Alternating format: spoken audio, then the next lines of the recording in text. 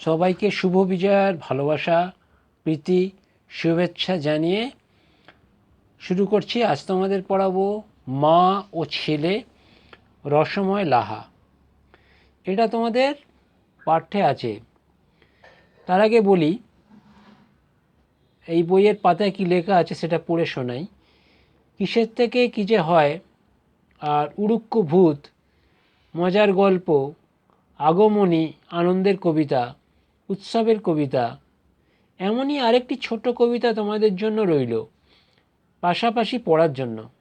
কবিতায় রমেশের মতো তোমরাও কি মাঝে মাঝে একই কাজ করো? এরপরে আছে কবিতাটা, মা ও ছেলে রসময় লাহা।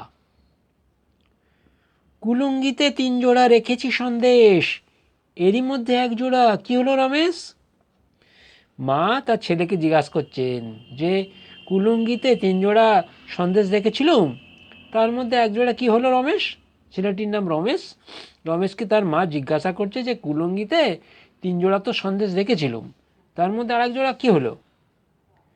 এত অন্ধকার মাগো ওই কুলুঙ্গিতে, আরও যে 2 জোড়া আছে পাইনি দেখিতে।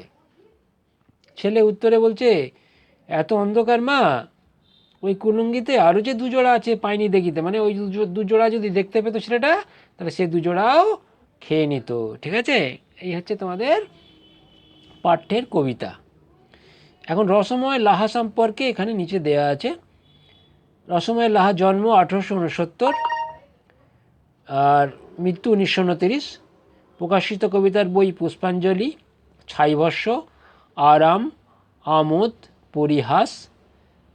পুষ্পাঞ্জলি ছাড়াও অন্যান্য কবিতার বইগুলি বেশ মজার। তাহলে তোমাদের সবাইকে শুভেচ্ছা ভালোবাসা জানিয়ে শেষ করছি। তোমরা সকলে খুব ভালো থেকো।